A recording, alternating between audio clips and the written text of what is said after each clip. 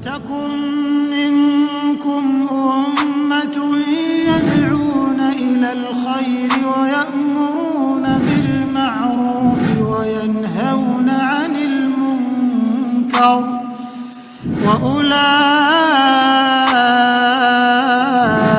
هم المفلحون.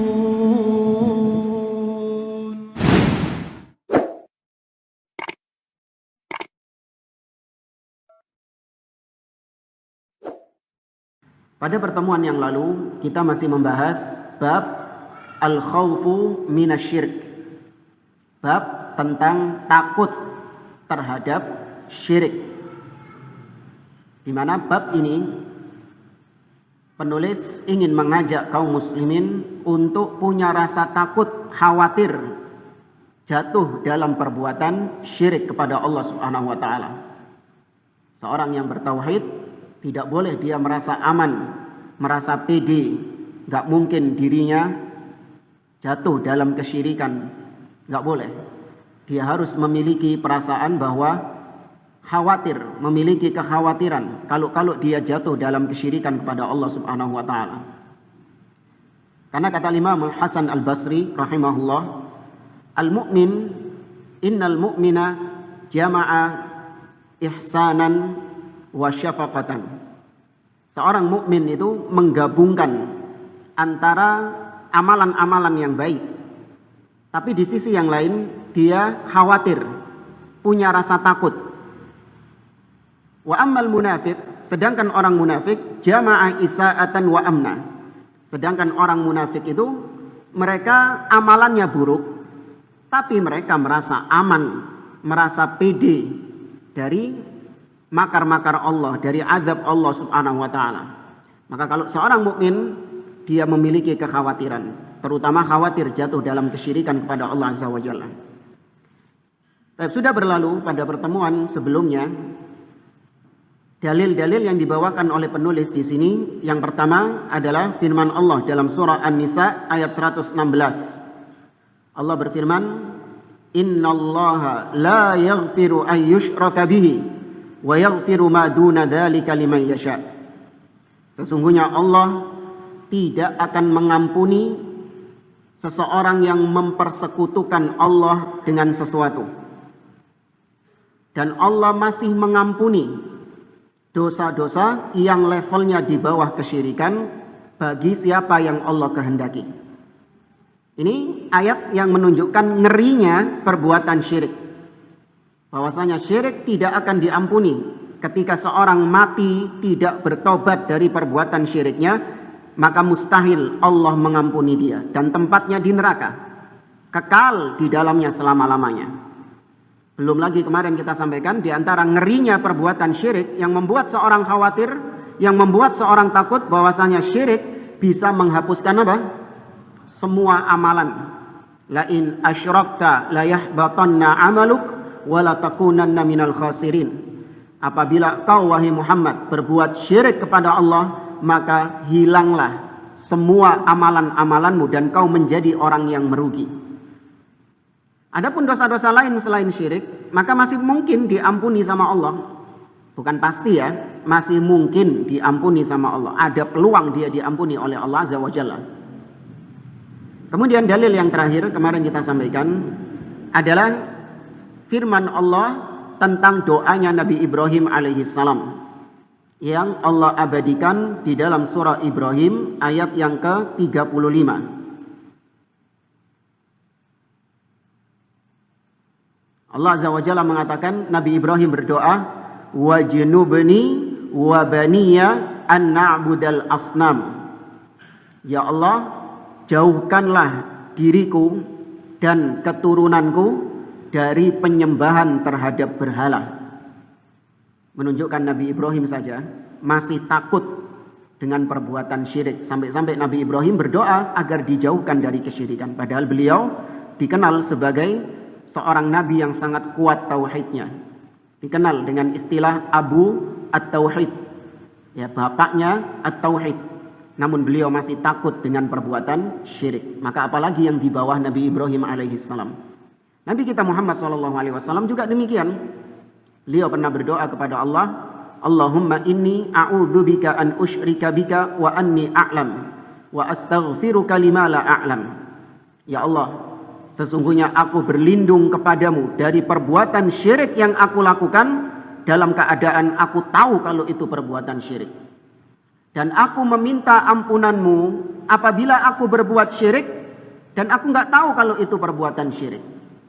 Ini doa Nabi Muhammad SAW yang sama menunjukkan ketakutan beliau, kekhawatiran beliau terhadap syirik. Padahal Nabi dan Rasul itu maksum. Ya. Sekarang kita masuk dalil berikutnya. Wafil hadis, dan di dalam hadis. Ya, di dalam hadis. Nabi SAW bersabda, akhwaf ma akhafu alaikum asyirkul asghar. Fasu'ila anhu faqala ar-riya. Kata Nabi SAW, hal yang paling aku khawatirkan di antara semua yang aku khawatirkan kepada kalian, yaitu aku khawatir kalian jatuh dalam syirik asghar, syirik kecil. Kemudian Nabi ditanya, apa contohnya syirik kecil? Contohnya syirik kecil adalah ar-riya. Baik. Sudah pernah kita sampaikan, wallahu a'lam, berapa pertemuan yang lalu. Apa bedanya syirik besar dan syirik kecil?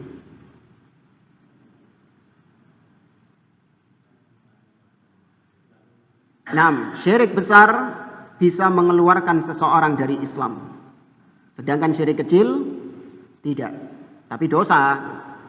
Jangan mentang-mentang nggak mengeluarkan terus nggak apa-apa, nggak dosa. Kemudian perbedaan kedua.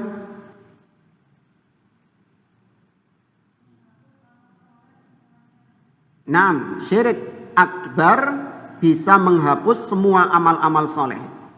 Sedangkan syirik asghar hanya yang syirik itu saja yang nggak diterima sama Allah. Paham ya? Hanya yang ketika syirik asghar itu saja nggak diterima sama Allah. Tapi yang lain, kalau memang itu diterima sama Allah, maka pahalanya tetap. Yang ketiga, 6. Yang ketiga, diampuni. Syirik akbar tidak diampuni sama Allah Subhanahu wa taala. Adapun syirik asghar ini khilaf, memang ada khilaf di antara para ulama, ada perbedaan. Ada yang mengatakan enggak, hatta syirik asghar juga enggak diampuni sama Allah. Tapi wallahu a'lam, yang paling benar, yang lebih kuat, syirik asghar itu masih diampuni sama Allah Subhanahu wa taala apabila Allah kehendaki. Jadi kalau syirik akbar tidak diampuni sama Allah. Kemudian yang keempat, 6. Syirik akbar menyebabkan pelakunya kekal di neraka selama-lamanya kalau dia mati belum bertobat dari syirik akbar itu. Sedangkan syirik asghar, maka kalaupun tidak diampuni, ini pendapat yang sebelumnya tadi, kalaupun pendapat tidak diampuni syirik akbar, syirik asghar, maka dia tetap disiksa, tapi siksanya tidak kekal. Paham ya? Nah, siksanya tidak kekal. Kita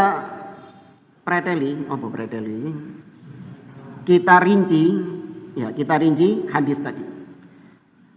Penulis tadi mengatakan wafil hadis. Kata Syekh Utsaimin, al hadis maksudnya adalah ma udhifa ila Nabi sallallahu alaihi wasallam min aqwal wa af'al wa khuluq wa takrir wa ghairi dzalik. Hadis itu pengertiannya adalah segala sesuatu yang disandarkan kepada Rasulullah sallallahu alaihi wasallam. Baik berupa ucapan beliau ataupun perbuatan beliau ataupun akhlak perangai beliau ataupun sifat-sifat fisik beliau atau takrir persetujuan beliau terhadap perbuatan para sahabatnya. Maka semua itu disebut dengan hadis. Sedangkan athar itu adalah apa yang disandarkan kepada para sahabat atau tabi'in dan setelahnya. Itu disebut athar. Ya, terkadang athar juga disebut hadis. Ya, tapi ini penggunaan yang jarang. Biasanya kalau disebut athar itu berarti ucapannya Umar, ucapannya Abu Bakar, ucapannya Utsman, ya para sahabat. Tapi kalau disebut hadis, maka berarti itu ucapan siapa? Rasul sallallahu alaihi wasallam. Perbuatan Rasul sallallahu alaihi wasallam. Persetujuan Rasul sallallahu alaihi wasallam. Ya. Baik, kemudian kata Nabi, akhwafu ma akhafu alaikum. Yang paling aku khawatirkan atas kalian yang dimaksud di sini adalah secara khusus para sahabat, karena Nabi ketika itu berbicara kepada para sahabat. Tapi secara umum yang dimaksud kalian di sini adalah semua kaum muslimin. Ya, semua kaum muslimin yang dimaksud kalian oleh Nabi Shallallahu Alaihi Wasallam. Maka yang dimaksud adalah kalian. Apa yang dikhawatirkan oleh Nabi? Asyirkul asghar, syirik kecil. Ya, syirik kecil. Syirik kecil ini pengertiannya adalah dia itu ada unsur menyetarakan Allah dengan selain Allah, tapi tidak ada ancaman keras dari dalil-dalil Al-Quran dan Sunnah. Paham ya? Karena namanya syirik itu secara umum, baik syirik besar ataupun syirik kecil, itu pasti ada unsur taswiyatu ghairillahi billah fi syai'in min khasaisillah.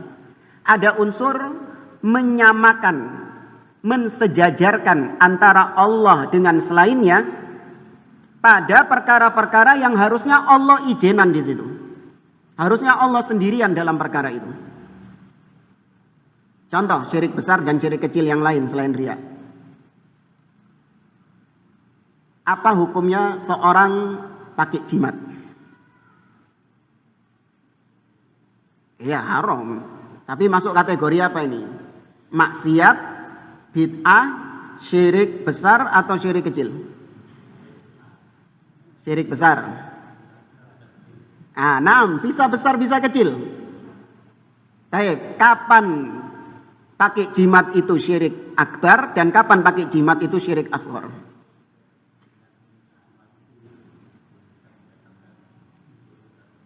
Ketika dia meyakini bahwa jimat ini dengan sendirinya bisa mendatangkan manfaat dan mudarat dengan sendirinya, itu masuk syirik akbar. Tapi kalau syirik asgharnya gimana pakai jimat ini? Meyakini yang memberikan manfaat dan mudarat tetap siapa? Allah. Tapi ini hanya ikhtiar, hanya sebab. Ya, saya percaya yang ngasih kesembuhan Allah, yang ngasih keselamatan itu Allah, yang melindungi itu Allah, bukan jimat ini. Saya percaya itu. Tapi ini kan cuma ikhtiar, usaha saya.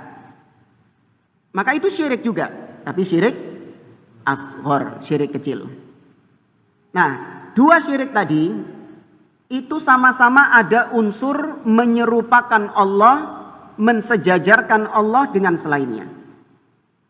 Pada kasus yang pertama, syirik akbar tadi, dia menyamakan Allah dengan jimat. Padahal yang memberi manfaat dan mudarat cuma siapa?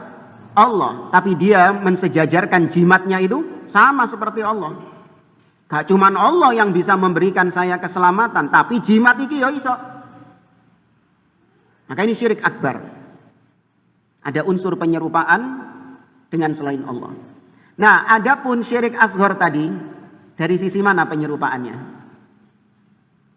Yang syirik kecil tadi itu. Kan dia mengatakan bahwa yang menyembuhkan, yang menyelamatkan siapa? Allah. Apa kok sih tetap dibilang syirik kecil? Dari sisi mana dia menyerupakan, mensejajarkan Allah dengan jimatnya itu?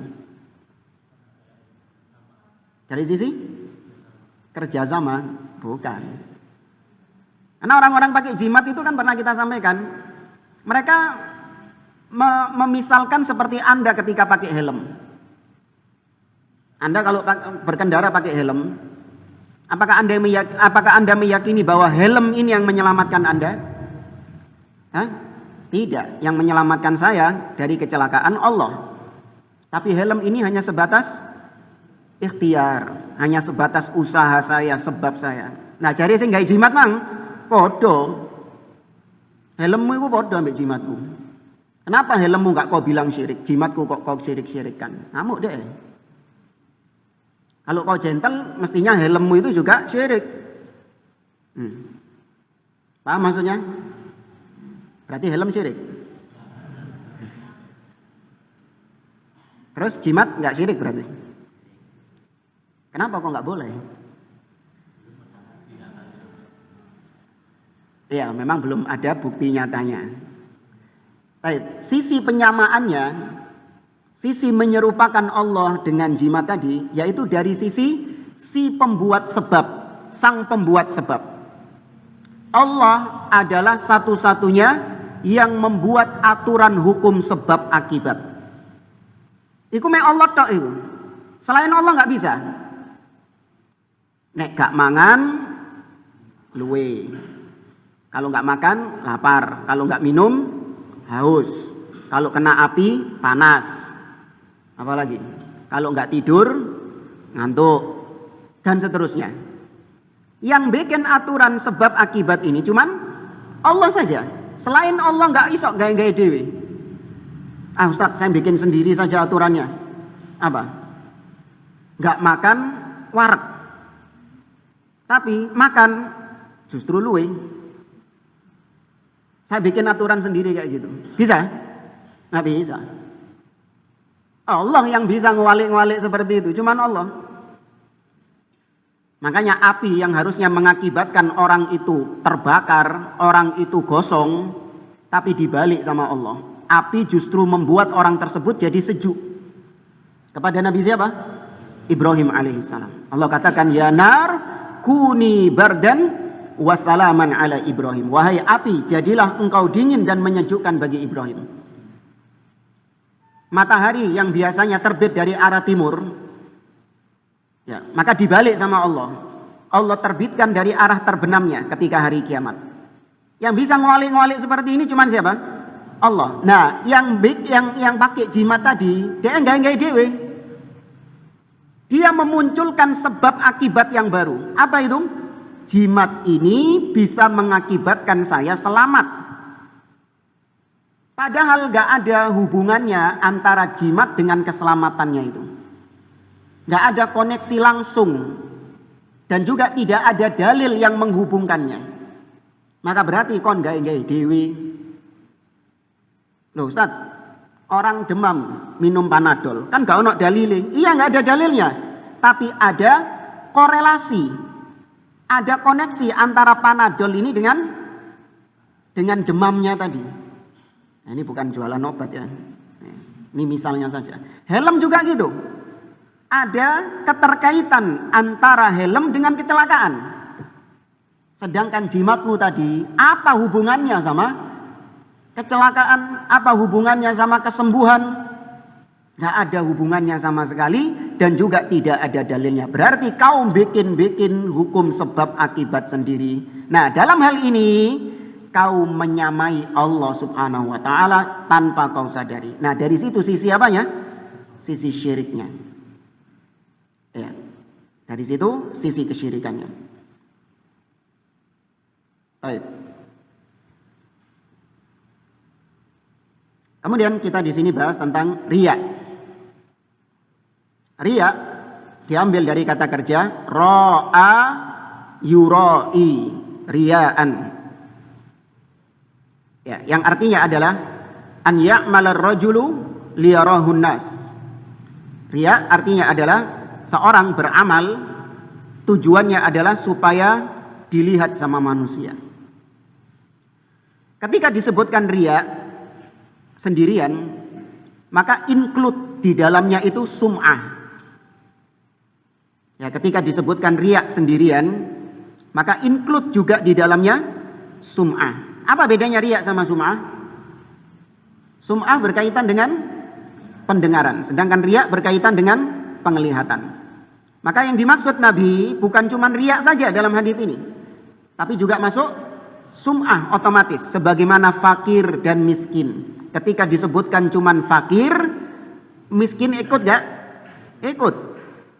Ya, tapi kalau disebutkan secara berbarengan fakir dan miskin, maka fakir punya arti sendiri, miskin punya arti sendiri.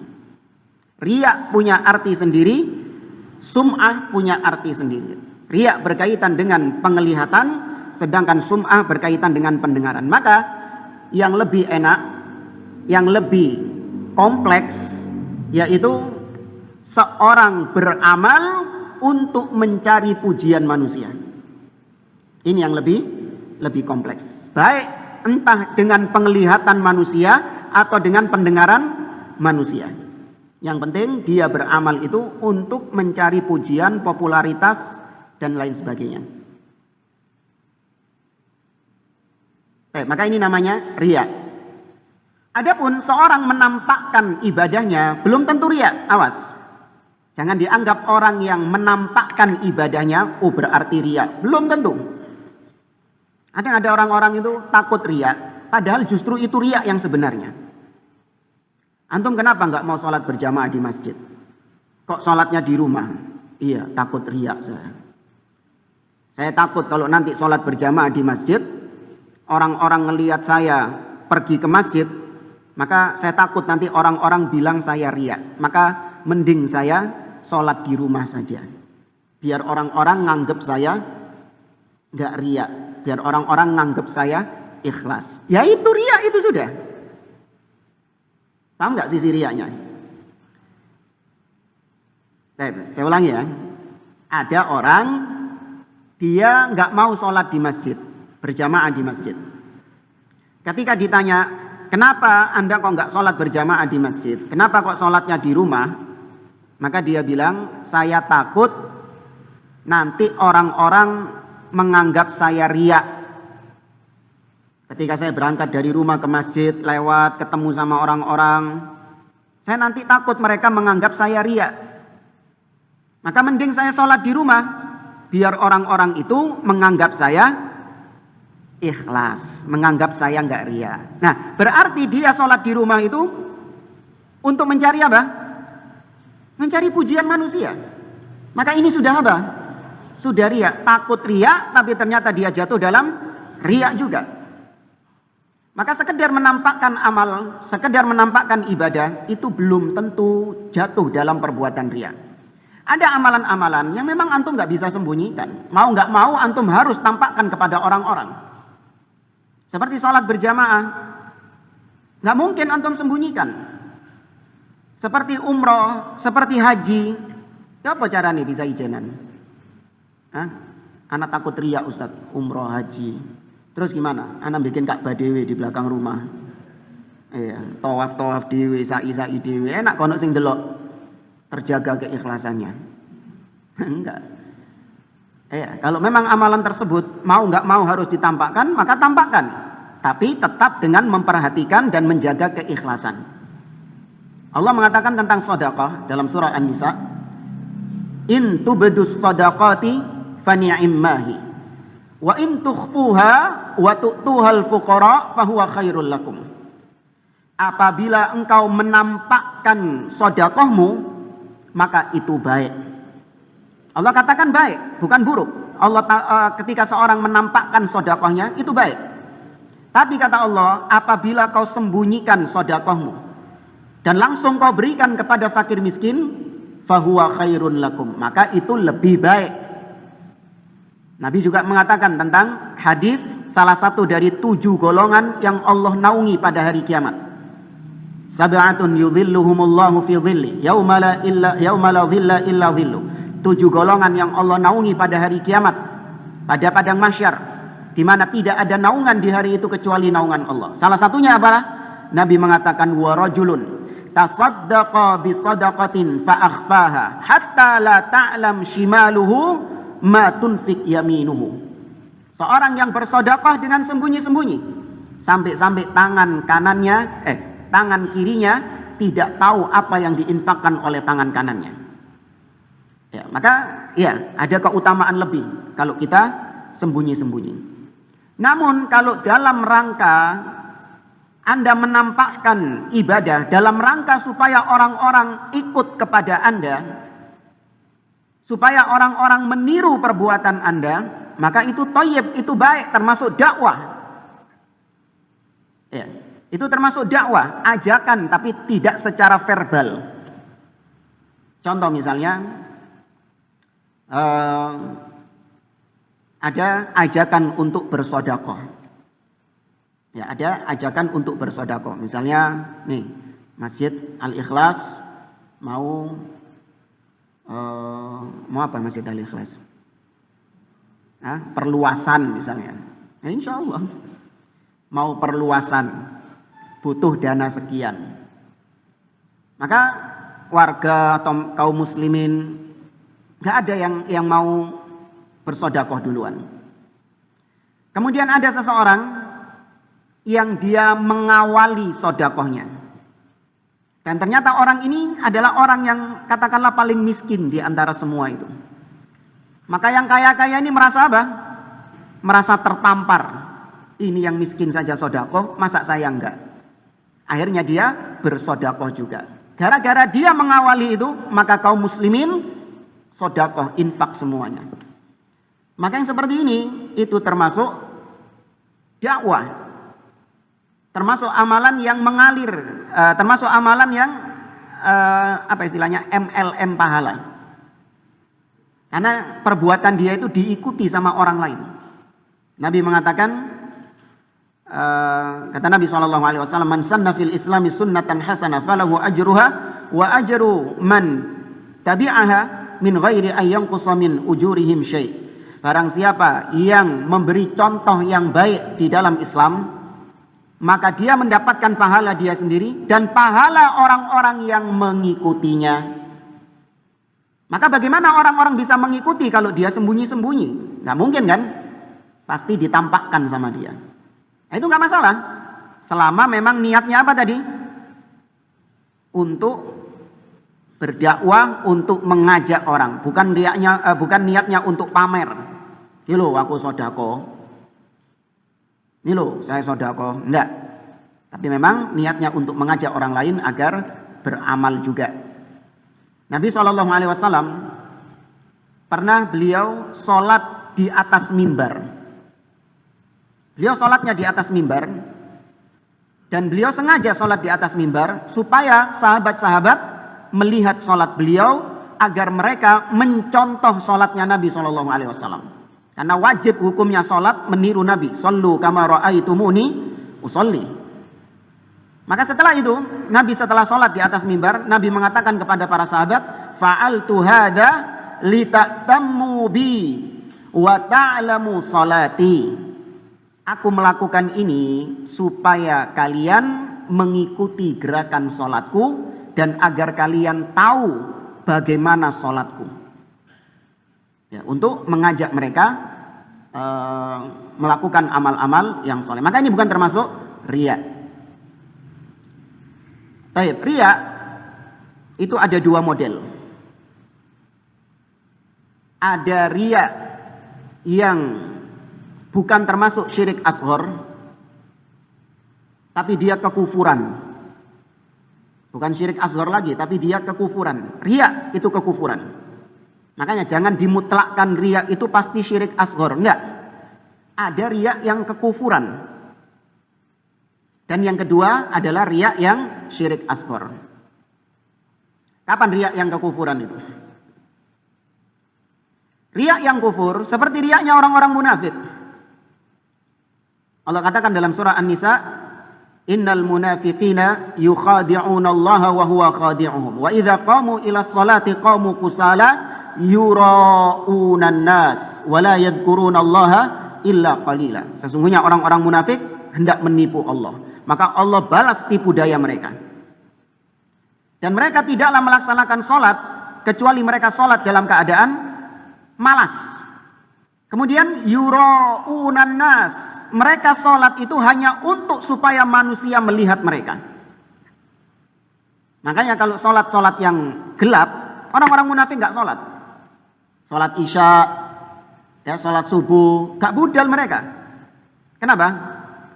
Gak ngetok, gak kelihatan. Zaman dulu belum ada lampu. Kalau munafik zaman sekarang 5 waktu mereka. Repot. Kalau zaman dulu cuman sholat yang ketok-ketok saja. Ya, duhur, asar, maghrib masih kelihatan wajah-wajahnya. Sehingga para sahabat itu ngelihat, oh fulan ikut, oh fulan ikut. Begitu isya, wis peteng. Ya, maka mereka nggak hadir, nggak ada yang tahu. Nah, maka mereka tujuan utamanya sholat itu memang untuk apa? Untuk dilihat sama orang. Nggak ada sama sekali niat untuk Allah Subhanahu Wa Taala, nggak ada. Maka ini riya yang apa? Kufur. Memang dasarnya dia sholat itu adalah landasannya itu untuk dilihat sama manusia. Dasarnya dia beribadah untuk dilihat atau dipuji, mencari pujian manusia. Maka ini riya yang kufur. Adapun riya yang syirik kecil adalah yaitu seseorang dia itu awalnya ikhlas karena Allah. Tapi ternyata terjadi pergulatan. Datang riya kemudian dan terjadi pergulatan di situ antara ikhlas dengan riyanya. Contoh, antum mungkin sering mengalaminya. Ketika di tempat-tempat umum, mungkin di stasiun, di bandara atau di terminal, ini yang tempat-tempat umum. Antum datang ke musola, kemudian antum sholat. Tahu-tahu ada orang yang ikut antum didapuk menjadi imam. Antum ketika awal sholat itu nggak ada niatan apa-apa, antum hanya ikhlas karena Allah Subhanahu Wa Taala. Begitu antum didapuk jadi imam, awalnya masih ikhlas. Dibaca surat Al-Fatihah. Ghairil maghdubi alaihim waladdallin. Wah kayak tibakno. Mulai mikir deh. Wah kayak tibakno jamaah ini. Langsung dibenerin suaranya. Tahu maksudnya dibenerin suaranya? Iya. Langsung diindah-indahkan suaranya. Dia pilih surat-surat yang surat-surat yang panjang gitu kan. Nah, itu masuk riya di situ. Tapi asal ibadahnya dia apa? Ikhlas. Dasarnya dia ketika sholat itu ikhlas. Kemudian riyanya datang belakangan setelah itu. Maka yang seperti ini syirik asghar. Baik, pertanyaannya, apakah orang ini sholatnya, apakah tadi sholatnya diterima? Apa? Yang kedua, kalau yang pertama tadi riyanya orang munafik pasti nggak diterima. Nah yang kedua tadi ini loh, awalnya ikhlas, kemudian datang riya kemudian. Diterima tapi mengurangi pahala.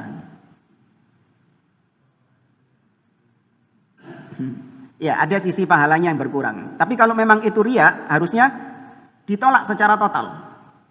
Karena Allah Azza wa Jalla mengatakan dalam hadits qudsi, Ana aghna syuraka'i an syirk. Faman amila amalan asyraka fihi ma'i ghairi taraktuhu wa syirka. Kata Allah, aku adalah zat yang tidak butuh dengan sekutu-sekutu. Maka barang siapa yang melakukan amal, melakukan ibadah, kemudian dia peruntukkan ibadah itu kepada selain aku, riya kan diperuntukkan buat siapa? Buat manusia, buat mata-mata manusia yang memandang, buat telinga-telinga manusia yang mendengar. Maka barang siapa yang melakukan amalan, dia peruntukkan untuk selain aku, maka aku tinggalkan dia beserta apa yang dia persekutukan itu. Berarti nggak diterima. Tapi rinciannya, kalau orang tersebut melawan riyanya, ya, kalau orang tersebut berusaha untuk melawan riyanya, maka insya Allah pahalanya tetap terjaga. Ya, karena riya ini datang nggak diundang jemaah, iya kan? Riya ini datang nggak bisa diundang. Tahu-tahu datang, muncul perasaan, setan membisikkan. Itu pengalaman pribadi. Dulu, ya sekitar ketika sholat maghrib ya, kita biasa jadi imam di dekat tempat tinggal kita. Awalnya berangkat dari rumah, udah nggak ada niatan apa-apa, nggak ada niatan riya, nggak ada niatan sum'ah, nggak ada. Kita ingin sholat, beribadah kepada Allah. Ternyata ketika sampai di masjid, itu ada seseorang, ya meskipun nggak jadi ya, camer. Apa camer? Hah? Calon mertua, meskipun nggak jadi ya di situ. Mantan calon mertua gitu. Ketika dilihat ada fulan ini, mulai masuk apa? Riya. Iya dong. Ingin pamer, jadi mantu. Ada terselip seperti itu. Kalau ana biarkan, ya, ana pelihara terus riya ini sampai selesai ibadahnya, maka semua apa yang ana kerjakan tadi tidak diterima sama Allah. Tapi kalau berusaha saya lawan, saya nggak ada urusannya. Ada calon mertua, nggak ada calon mertua, nggak ada urusan saya. Yang penting saya sholat seperti biasanya. Muncul riya lagi, dilawan lagi. Ya, setan terus membisikkan, kapan lagi kau unjuk kebolehan?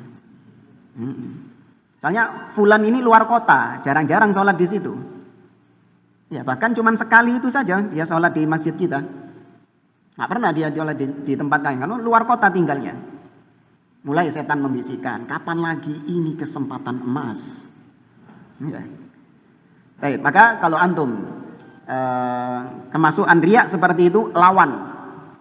Susah? Iya memang susah. Dan itu termasuk jihad. Ya, termasuk berjihad melawan bisikan-bisikan syaitan untuk menghilangkan ibadah kita, menghilangkan pahala kita. Karena setan terus membisikkan kepada kita agar ibadah kita itu nggak ada nilainya di sisi Allah Azza wa Jalla. Baik. Karena sholat tadi, kalau dikatakan pahalanya berkurang, sholat ini satu kesatuan. Sehingga kalau terselip riya di situ, meskipun riyanya itu di akhir-akhir, maka itu bisa menyebabkan sejak awal sudah nggak diterima sama Allah. Meskipun rusaknya cuma di akhir ya. Ya meskipun rusaknya dia cuma di akhirnya saja. Riyanya itu cuma di akhirnya saja. Karena sholat ini satu kesatuan. Beda sama sodako. Kalau sodako masih bisa dipisah uangnya. Anda punya 1 juta.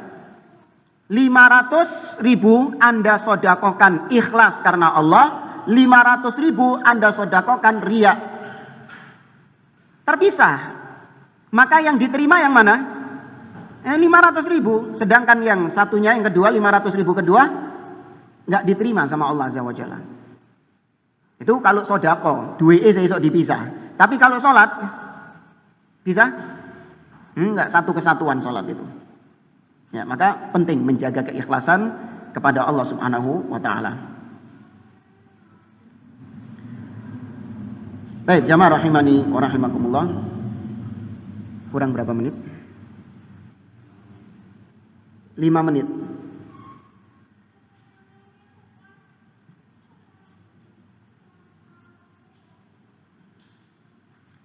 Baik, kita lanjutkan.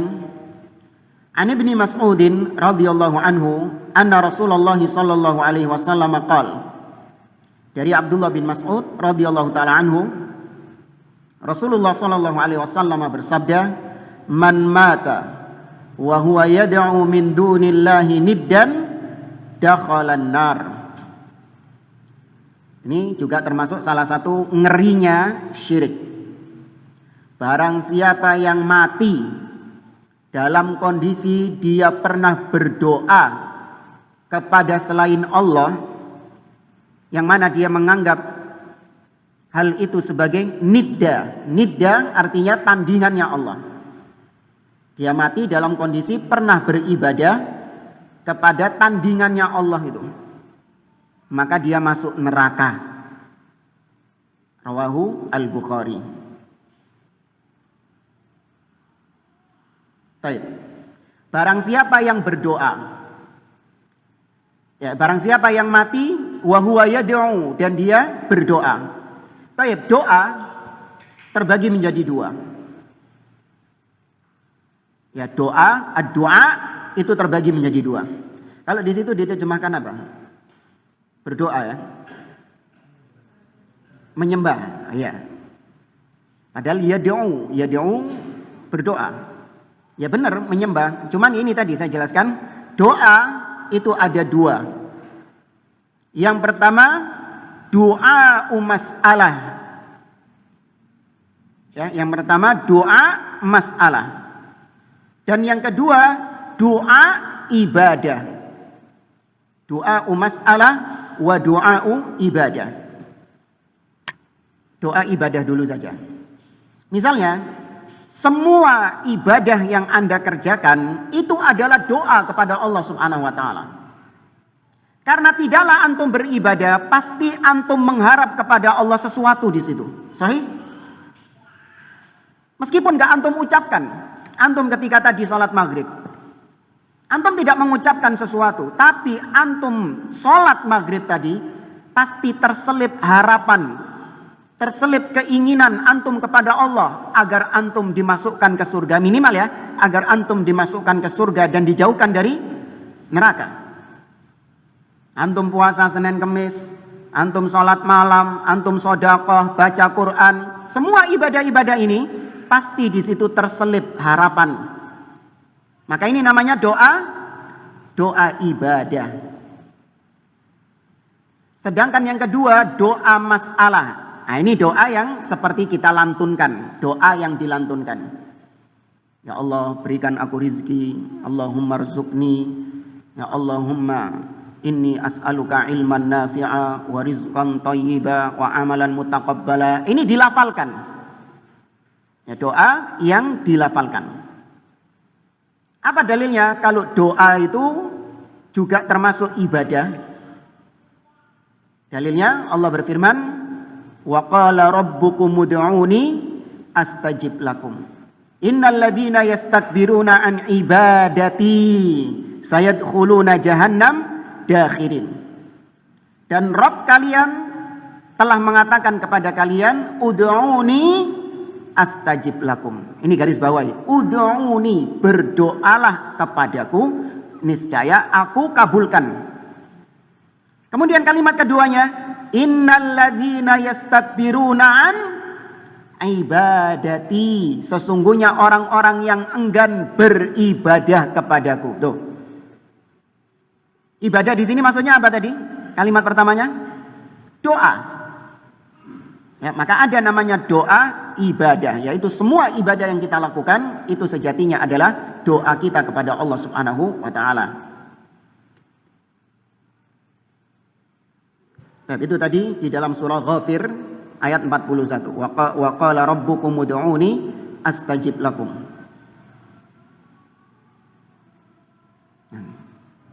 Hah? Belum.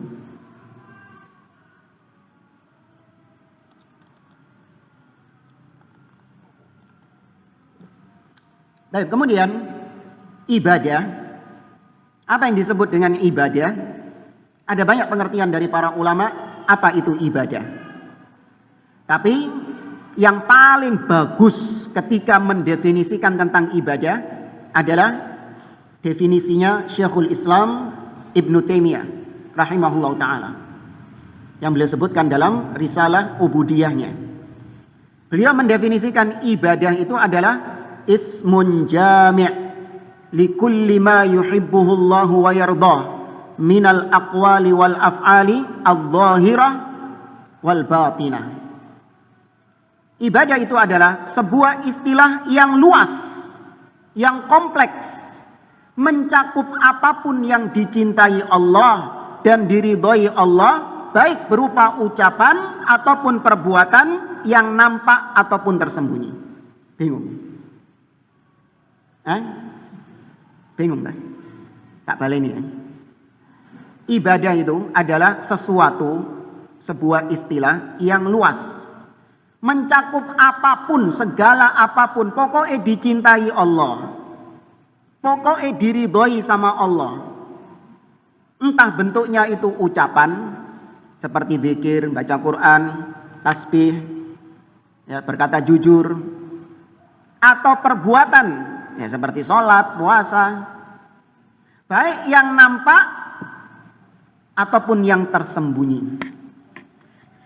Nah, tahu dari mana kalau perbuatan ini dicintai? Apa antum dikasih kabar sama Allah? Aku cinta sama perbuatanmu itu. Dari mana kita tahu kalau perbuatan ini dicintai sama Allah? Hah? Dari apa? Perasaan? Apa? Nah, dari dalil. Kalau Allah perintahkan perbuatan tersebut, berarti ketika seorang hamba melakukannya, pasti dicintai sama Allah. Ketika Allah melarang perbuatan tersebut, maka ketika seorang hamba meninggalkannya, maka berarti dicintai sama Allah. Ya, maka ibadah itu ada yang bentuknya fi'il, perbuatan, dan ada juga yang bentuknya at-tark, meninggalkan. Kalau perbuatan itu tidak keluar dari dua segi atau dua hal. Kalau enggak wajib, ya mustahab atau sunnah. Yang dicintai Allah berupa perbuatan ini, itu kalau enggak wajib, ya sunnah. Adapun ibadah yang sifatnya meninggalkan larangan, maka sama juga dua yang dicintai sama Allah, yaitu meninggalkan yang haram dan meninggalkan yang makruh. Paham nggak maksud saya? Saya ulangi ya, ibadah itu kan ada yang berupa fi'il, mengerjakan, tapi ada juga ibadah yang sifatnya meninggalkan. Nah, yang mengerjakan itu kalau nggak wajib, ya sunnah, mustahab. Nah, yang meninggalkan itu kalau nggak haram, ya makruh. Kalau mubah, sembari antum mikir, simak adzan isya dulu. Mubah itu ibadah apa bukan? Artinya seorang boleh nggak melakukan ibadah dengan sesuatu yang mubah? Boleh nggak? Sudah masuk adzan kan? Ya, kita dengarkan adzan dulu.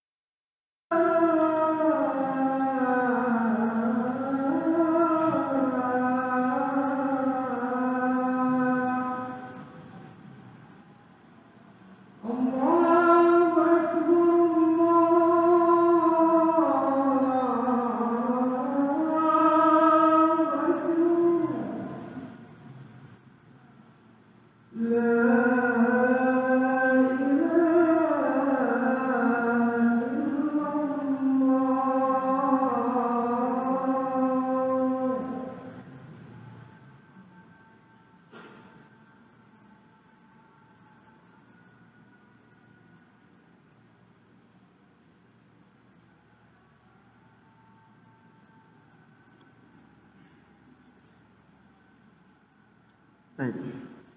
Kita lanjutkan lagi. Seorang beribadah dengan yang wajib dan dengan yang mustahab, yaitu dia mengerjakan yang wajib dan mengerjakan yang sunnah, yang mustahab. Maka dia beribadah dengan itu. Kemudian seorang juga bisa beribadah dengan cara meninggalkan yang haram dan juga meninggalkan yang makruh. Nah, adapun mubah, bisa nggak seorang beribadah dengan perkara yang mubah? Apa contohnya perkara yang mubah? Tidur, makan, minum.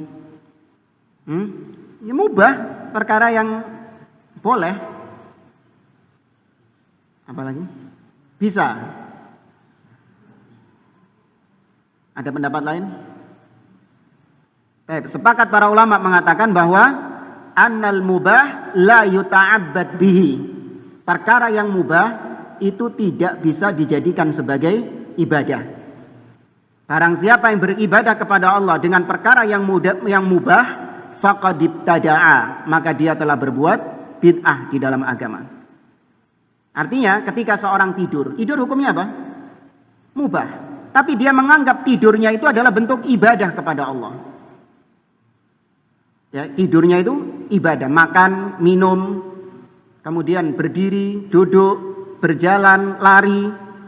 Dia menganggap perbuatannya itu adalah bentuk mendekatkan diri kepada Allah. Padahal Allah nggak pernah memerintahkan untuk lari.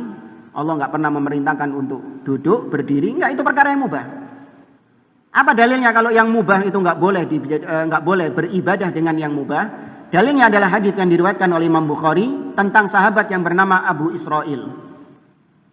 Sahabat Abu Israil, dia itu pernah melaksanakan nadar dengan cara dia berpuasa. Kemudian dia berdirinya di tengah terik matahari. Dan dia diam membisu. Gak mau ngomong, menengcep. Ya. Perhatikan 4 yang dilakukan sama Abu Israil ini. Ketika Nabi SAW melihat Abu Israil ini, maka para sahabat mengatakan, huwa Abu Israil, nadara an yasuma lillah, walam yaq'ud, walam yastadil, walam yatakallam. Wahai Rasulullah, ini Abu Israil ini, dia sedang melaksanakan nadarnya untuk Allah. Dengan cara apa? Berpuasa. Kemudian dia nggak mau duduk, ngadeg terus. Kemudian nggak mau nyari tempat berteduh, tempat nyiup. Panas-panasan dia. Dan dia nggak mau berbicara sepatah kata apapun. Baik. Perhatikan 4 perkara ini. Yang satu puasa itu ibadah. Ya kan? Kemudian tadi berdiri. Apa hukumnya orang berdiri? Mubah. Orang mau berdiri, mau duduk, karepe. Iya. Kemudian panas-panasan. Apa hukumnya orang di tengah terik matahari atau dia berteduh? Kayak sekarang hujan-hujanan atau dia berteduh, apa hukumnya? Mubah. Kemudian diam, orang nggak mau berbicara. Apa hukumnya? Mubah, silakan, mau ngomong silakan, mau diam juga silakan. Lihat bagaimana reaksi Nabi ketika mengetahui Abu Israil beribadah dengan cara-cara yang mubah ini. Nabi mengatakan, muru fal yaq'ud wal yastadil wal yatakallam wal yutimma shaumahu. Perintahkan dia untuk dia duduk. Perintahkan dia untuk nyari tempat berteduh. Perintahkan dia untuk berbicara. Tapi puasanya monggo dilanjutkan. Tuh, berarti 3 dianulir sama Nabi. Dan 1 disuruh melanjutkan. Kenapa yang 3 dianulir? Karena nggak boleh beribadah dengan yang mubah. Nah, Abu Israil ini, dia menganggap perbuatannya tadi berdiri di tengah terik matahari, nggak mau berbicara, itu dia anggap sebagai bentuk mendekatkan diri kepada Allah Subhanahu wa Ta'ala. Baik, maka mubah nggak bisa dijadikan sebagai ibadah, kecuali apabila yang mubah ini bisa menolong atau membantu kita melaksanakan yang wajib atau yang sunnah tadi. Sarana untuk melaksanakan yang wajib atau yang mubah tadi. Nah, kalau memang bisa membantu itu, maka yang mubah ini bisa diharapkan pahalanya. Contoh, antum tidur. Tidur ini hukumnya apa? Mubah. Tapi antum tidur tujuannya supaya antum bisa bangun malam, supaya antum subuhnya nggak telat. Ya, maka tidurnya antum itu untuk membantu, mensupport ya ibadah sholat subuh Anda atau sholat tahajud Anda. Maka tidurnya ini apa? Ibadah. Karena bertujuan untuk membantu ibadah, menopang ibadah yang kita lakukan. Tapi kalau cuma sekedar tidur saja, ya nggak ada tujuannya adalah untuk supaya saya bisa beribadah ini, beribadah, nggak ada. Yes, turu aja, yes, menggeletak turu. Maka tidak boleh beribadah dengan yang mubah seperti ini. Paham jamaah? Ya.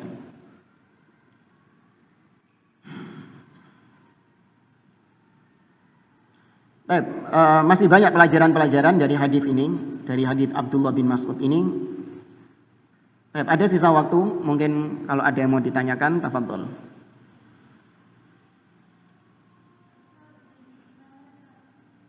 Apa katanya? Oh, ada pertanyaan. Tulisan ya? Oh, langsung. Ya wis.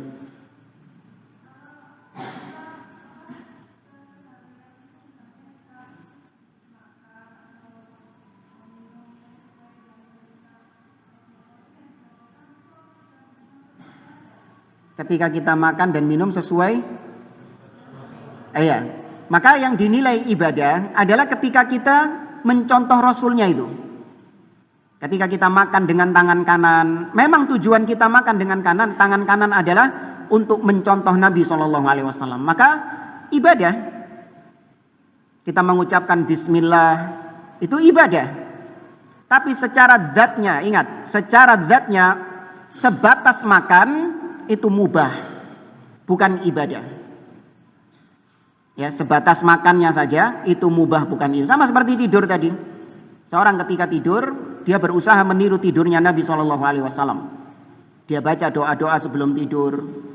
Ya, kemudian dia merapikan tempat tidurnya, takut ada binatang atau apa, itu termasuk sunnah. Kemudian dia miring menghadap ke kanan. Ya, memang sengaja dia niru Nabi SAW seperti itu. Maka perbuatannya tadi itu dinilai ibadah karena niatnya dia untuk meniru Nabi. Tapi secara zatnya, zat tidurnya, apa secara zatnya ini? Paham ya maksudnya ya? Kalau bahasa Arab, fi dzatihi. Secara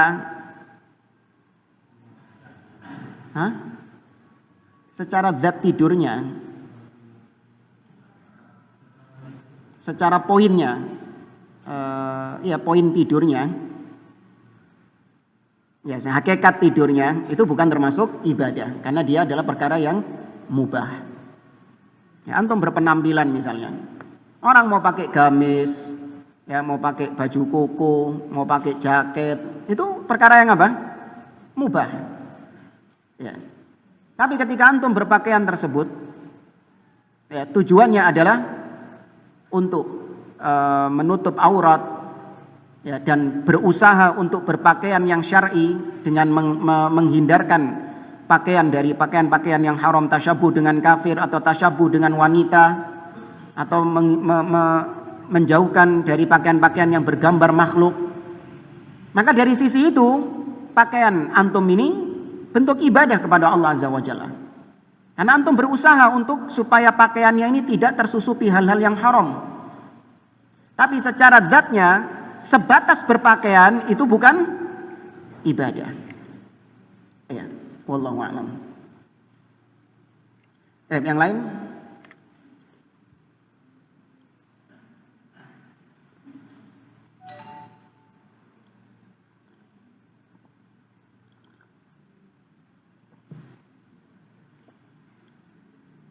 Cukup? Baik, saya kira ini yang bisa kita sampaikan. Insyaallah kita lanjutkan pada pertemuan yang akan datang. Wallahu a'lam bishawab. Aqulu qouli hadza wa sallallahu ala nabiyyina Muhammad wa ala alihi wa sahbihi ajma'in. Wa akhiru da'wana alhamdulillahi rabbil alamin. Wassalamualaikum warahmatullahi wabarakatuh.